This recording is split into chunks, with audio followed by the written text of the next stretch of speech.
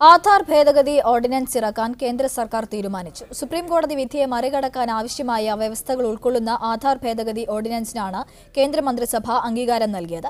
സ്വകാര്യ കമ്പനികൾക്ക് തിരിച്ചറിയൽ രേഖയായി ആധാർ സ്വീകരിക്കാൻ അനുവദിക്കുന്നതാണ് ഓർഡിനൻസ്.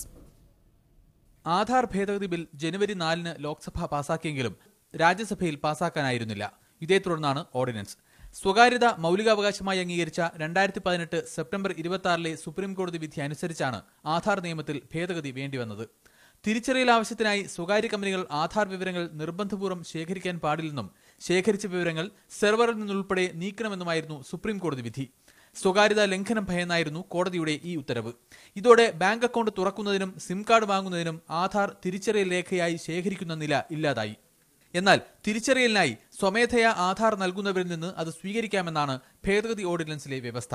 ഇതോടെ ചുരുങ്ങിയത് ഓർഡിനൻസ് കാലാവധിയായ അടുത്ത 6 മാസത്തേക്കെങ്കിലും സ്വകാര്യ കമ്പനികൾക്ക് ആധാർ വിവരങ്ങൾ ശേഖരിക്കാനാകും.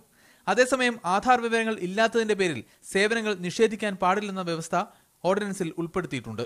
ആധാർ എടുത്ത ഒരു കുട്ടിക്ക് 18 വയസ്സാകുന്ന മുറയ്ക്ക് സ്വന്തം തീരുമാനപ്രകാരം ബയോമെട്രിക് ID പരിപാടിയിൽ നിന്ന് പുറത്തുപോകാൻ കഴിയുന്ന വ്യവസ്ഥ ഓർഡിനൻസിൽ ഉൾപ്പെടുത്തിയിട്ടുണ്ട്. സ്വകാര്യത സൂക്ഷിക്കാൻ 12 അക്ക യഥാർത്ഥ ആധാർ നമ്പറിന് പകരം മറ്റൊരു നമ്പർ സൂക്ഷിക്കാൻ ഭേദഗതി അനുവദിക്കുന്നു. സ്വകാര്യതാ ലംഘനം, ബയോമെട്രിക് വിവരങ്ങളുടെ ദുരുപയോഗം തുടങ്ങിയവയ്ക്ക് കനത്ത പിഴയും ഭേദഗതിയിൽ വ്യവസ്ഥ ചെയ്യുന്നുണ്ട്. J Muhajir, media 1, Delhi.